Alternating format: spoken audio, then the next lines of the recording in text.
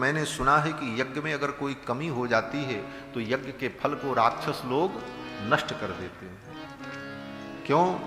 बोले राक्षस बड़े विद्वान होते हैं। छिद्रम ही मृगयन्ते स्म विद्वांसो ब्रह्म राक्षसाः। ये ब्रह्म राक्षस भी बड़े विद्वान होते हैं।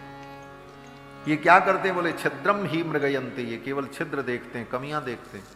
और जहां यज्ञ में विधान में कोई कमी हो गई तो वो आकर के उस कर्म को नष्ट कर देते, उसके फल को नष्ट कर देते। इसलिए कर्मकांड में, यज्ञ यागादि कर्म में विधि का लोप नहीं होना चाहिए।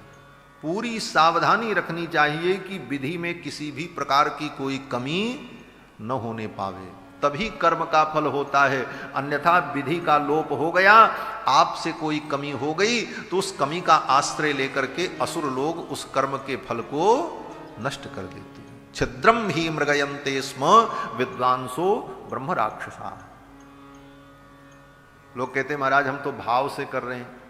बोले भाव से भक्ति का महत्व है, कर्मकांड में भाव का महत्व नहीं है, क्रिया का महत्व है। कर्मकांड में जितनी क्रिया है उतनी क्रिया उन मंत्रों से शुद्धता पूर्वक करनी होगी, तब उसका फल होगा। वहां भाव नहीं चलेगा। भाव तो भक्ति में है, भगवान की उपासना में भाव का महत्व है। कर्मकांड में तो कर्म का महत्व है, क्रिया का महत्व है।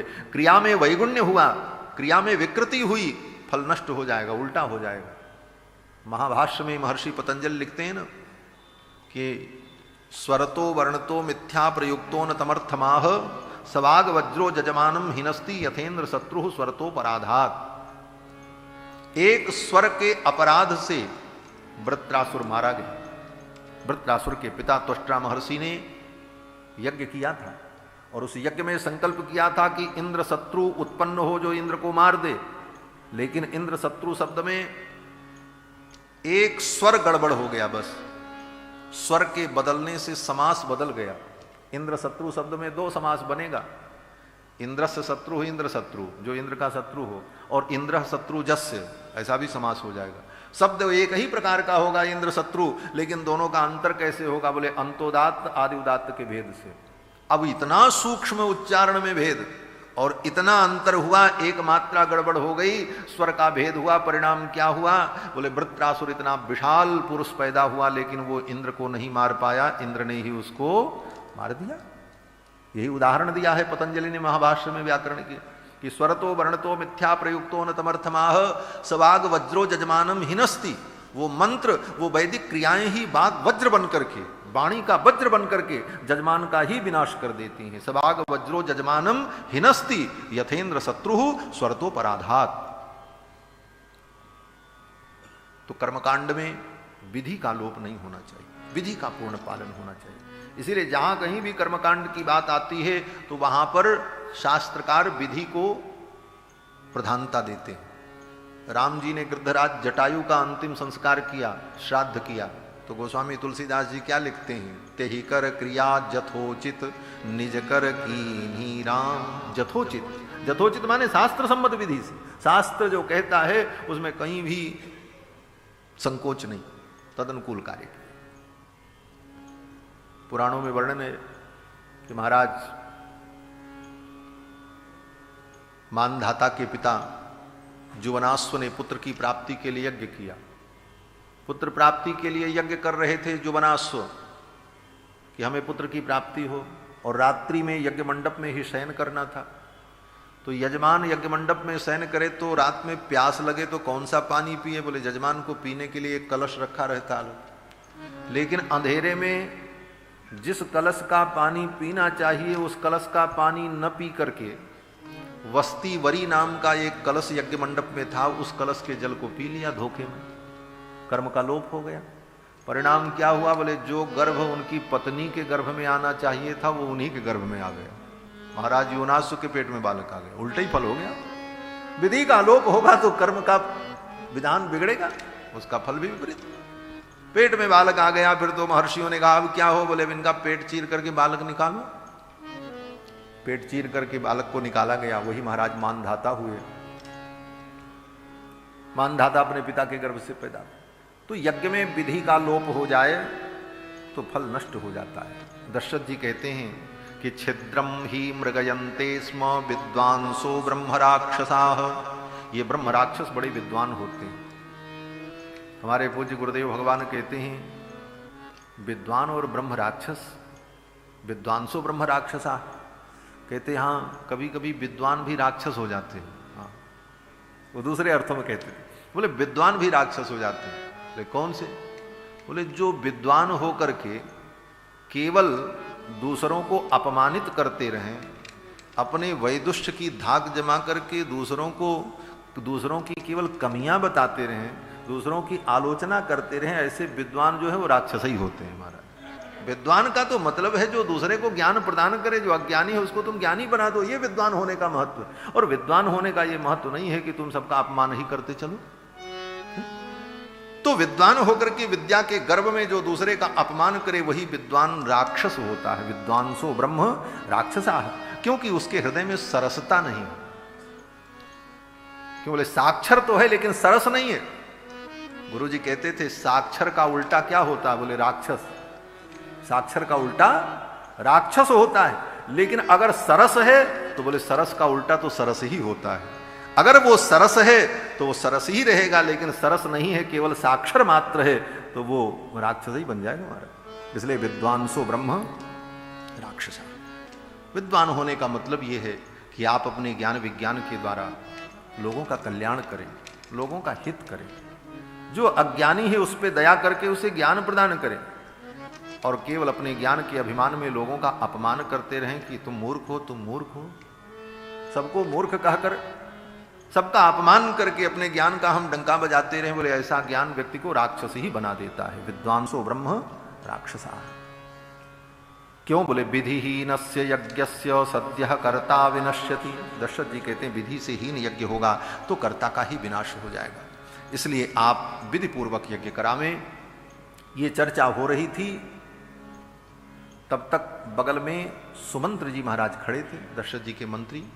दशरथ जी के 8 प्रमुख महामंत्री हैं, जिसमें सुमंत्र जी बड़े महान हैं। धृष्टिर जयंतो विजयः, सुराष्ट्रो राष्ट्रवर्धनः, अकोपो धर्मपालश्च, सुमंत्रश्चाष्टको महान। ये 8 महाआदि हैं दशरथ जी महाराज के। तो सुमंत जी महाराज बगल में खड़े थे। सुमंत जी ने कहा अरे महाराज आज मुझे एक बात याद आ गई। बोले क्या बात याद आई? सुमंत जी ने कहा कि इसी घटना से जुड़ी हुई एक घटना मुझे याद आ रही है। एक बार ऋषियों की सभा में मैं गया था, तो वहां पर भगवान सनत कुमार पधारे थे, और भगवान सनत कुमार ने ऋषियों के मध्य में एक कथा कही थी। सनत कुमारो भगवान पूर्वम कथितवान कथाम। बहुत पहले उन्होंने एक कथा कही थी। क्या कथा कही थी? बोले ऋषियों की सभा में यह विचार हुआ कि दशरथ जी को पुत्र की प्राप्ति कब होगी। इस विषय पर वहां विचार चल रहा था ऋषियों की सभा में। तो सनत कुमार भगवान पधारे। उन्होंने कहा कि अभी दशरथ जी को पुत्र की प्राप्ति नहीं होगी। अभी इतना वर्ष बीत जाने के बाद जब दशरथ जी के अंदर, दशरथ जी के मन में पुत्र प्राप्ति के लिए अश्वमेध यज्ञ करने की इच्छा उत्पन्न होगी, उस समय श्रृंगी महर्षि आएंगे जो शांता के पति हैं, उनके द्वारा अश्वमेध यज्ञ होगा, तब उनको पुत्र की प्राप्ति होगी। इस घटना का स्मरण दिलाया सुमंत्र जी ने दशरथ जी को और कहा महाराज अब आपके मन में अश्वमेध यज्ञ करने की इच्छा हुई है, इसका मतलब अब आपको पुत्र प्राप्ति का समय आ चुका है। आप इस यज्ञ में श्रृंगी ऋषि को बुलाओ, उनके द्वारा यज्ञ होगा, तभी आपको पुत्र की प्राप्ति होगी, क्योंकि भगवान सनत कुमार ने कहा था। फिर श्री दशरथ जी महाराज अपने मंत्रियों को लेकर, अपनी तीनों रानियों को लेकर, सेना लेकर अयोध्या से अंग देश की यात्रा करते हैं, और अंग देश जाकर के 1 सप्ताह वहां महाराज रोमपाद के यहां दशरथ जी निवास करते हैं। और निवास करने के बाद 1 हफ्ते के बाद वो अपने मन की भावना व्यक्त करते हैं कि महाराज मैं किसी प्रयोजन से आया हूं। रोमपाद जी ने कहा किस प्रयोजन से? बोले आपकी बेटी शांता और आपके जामाता श्रृंगी ऋषि को हम लेने आए हैं, इनके द्वारा हमारा यज्ञ होगा और हमें पुत्र की प्राप्ति होगी। श्रृंगी ऋषि का चरित्र वर्णन किया है महर्षि वाल्मीकि ने कि श्रृंगी जी महाराज कितने बड़े महात्मा हैं। जन्मजात तपस्वी, इनके पिता इनको परम विरक्त बनाना चाहते थे, इनके पिता चाहते थे मेरा पुत्र नैष्ठिक ब्रह्मचारी बने, श्रृंगी के पिता विभांडक महर्षि, और जंगल में ले जाकर के स्वयं लालन पालन किया। आश्रम में किसी स्त्री का प्रवेश नहीं था, कभी भी जान भी नहीं पाए श्रृंगी महर्षि स्त्री जाति क्या होती है। लेकिन अंग देश के में जब अकाल पड़ा तो पंडितों ने, विद्वानों ने कहा कि आपकी बेटी शांता जो है उनका विवाह श्रृंगी ऋषि से हो जाए तो आपके देश का अकाल दूर हो जाएगा। रोमपाद जी ने कहा कि विभांडक महर्षि तो अपने पुत्र को नैष्ठिक ब्रह्मचारी बनाना चाहते हैं, वो विवाह कैसे करेंगे? बोले यही उपाय है, दूसरा कोई उपाय नहीं। तब राजा ने प्रजा में घोषणा की, कुछ गणिकाएं तैयार हुई और गणिकाएं नाव लेकर के गईं और श्रृंगी महर्षि के आश्रम के सन्निकट नाव को नदी में लगा दिया। अवसर पाकर के आश्रम में जाती हैं। जब विभांडक महर्षि कंदमूल फल लेने के लिए आश्रम से बाहर गए तो धीरे से वो गणिकाएं पहुंच गईं। पहुंची तो श्रृंगी महर्षि ने देखा, पहली बार जीवन में नारियों को देखा, कभी देखा ही नहीं था। तो श्रृंगी महर्षि ने सोचा कि ये कोई ब्रह्मचारी होंगे, ये भी किसी गुरु से वेद इत्यादि पढ़ते होंगे और मेरे यहाँ आए हैं तो अतिथि हैं, इनका पूजन करना चाहिए। उनको सब गणिकाओं को आसन पर बैठाया और श्रृंगी महर्षि उनका आतिथ्य करने लगे, पूजन करने लगे। निर्मल हृदय श्रृंगी महर्षि ने उन गणिकाओं का पूजन किया। इदम अर्घ्यम इदम पाद्यम इदम मूलम फलंचन, अर्घ पाद्याचमन से उनका पूजन किया, सम्मान किया और फिर पूछा कि आप किसके शिष्य हो, आप किसके ब्रह्मचारी हो? तो उन गणिकाओं ने कहा कि हमारे गुरु जी अमुक अमुक हैं, लेकिन हम उनका नाम नहीं बताएंगे, गुरु का नाम नहीं लेना चाहिए क्योंकि वो तो सब ठगने के लिए आई थी, इनको ले जाना था किसी प्रकार धोखा देकर। तो काल्पनिक बातें बना करके उन गणिकाओं ने श्रृंगी ऋषि को समझा दिया।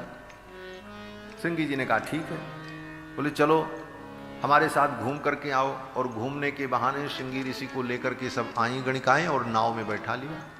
नाव में बैठा करके धीरे से नाव का लंगर खोल दिया, नाव धारा में बहने लगी और गणिकाएं सुंदर गीत सुनाने लगी और सुंदर सुंदर मिठाइयां साथ में रखी थी, सब मिठाइयां खिलाने लगी महाराज, लड्डू पेड़ा मालपुआ। श्रृंगी महर्षि तो कभी खाए ही नहीं थे महाराज, कभी नहीं देखा था लड्डू जलेबी रसगुल्ला क्या होता पता ही नहीं था। जब खाए श्रृंगी महर्षि तो बड़ा मजा आया। श्रृंगी महर्षि ने कहा ये कौन सा फल है, इस फल का नाम क्या है? ये हंसने के लिए नहीं कहते, महर्षि वाल्मीकि ने लिखा है मोदकान प्रददुस तस्मई भक्ष्याश्च विविधान। अनेक प्रकार के विविध भक्ष्य भोज्य व्यंजन उन गणिकाओं ने जब प्रस्तुत किए तो तानि चास्वाद्य तेजस्वी, उन फलों को आस्वादन करके तेजस्वी श्रृंगी महर्षि ने फलानीति स्म मन्यते, उनको फल ही समझा। उनको लगा कि ये तो कोई फल है। बोले कैसा फल है, इसमें छिलका भी नहीं बिया भी नहीं, ऐसा तो फल हमने कभी देखा ही नहीं। गणिकाओं ने कहा ऐसे फल हमारे देश में होते हैं, चलो आपको हम घुमा के लाते हैं। लेकर के चली आई और अंग देश आए महाराज। ज्यों ही उनका चरण अंग देश की सीमा में पड़ा, वर्षा प्रारंभ हो गई, अकाल दूर हो गया। महाराज रोमपाद ने अपनी बेटी शांता का ध्यान किया और उनका विवाह कर दिया। विभांडक महर्षि अपने आश्रम में जब लौटे तो देखते हैं पुत्र का अपहरण हो गया, अपहरण करके विवाह कर दिया। आज भी बिहार प्रांत में अपहरण करके ही विवाह होता है, बिहार में ऐसी घटनाएं होती हैं आज भी। तो विवाह कर दिया। अब जब विवाह कर दिया तो विभांडक महर्षि को बड़ा दुख हुआ, क्रोधित होकर के चल पड़े कि शाप दे देंगे।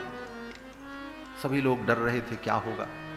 तो ब्राह्मणों ने सलाह दी कि ऐसा करो, वर वधू को दोनों को सजा करके श्रृंगार करके तैयार रखो, विभांडक महर्षि आएंगे तो दोनों को उनके चरणों में प्रणाम कराना, बस उनका क्रोध शांत हो जाएगा। विभांडक महर्षि जब आए तो महाराज रोमपाद ने अपनी बेटी शांता से और जामाता श्रृंगी से कहा कि पिताजी के चरणों में प्रणाम करो।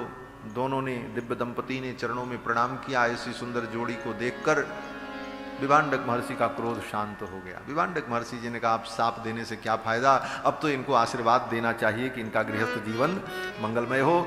आशीर्वाद देकर के विभांडक महर्षि विदा हो गए। श्रृंगी महर्षि शांता जी के साथ अंग देश में रहते हैं। दशरथ जी महाराज इनको लेने गए हैं और आदर पूर्वक लेकर के आए अयोध्या। और अयोध्या लेकर के आने के बाद बहुत दिनों बाद अश्वमेध यज्ञ हुआ है। महर्षि वाल्मीकि कहते हैं कि ततः काले बहुति थे कस्मिश्चित सुमनोहरे। श्रृंगी ऋषि आ गए, सारी सामग्री एकत्रित हो गई, यज्ञ स्थल तय हो गया, यज्ञ मंडप बन गया, लेकिन यज्ञ प्रारंभ नहीं हुआ।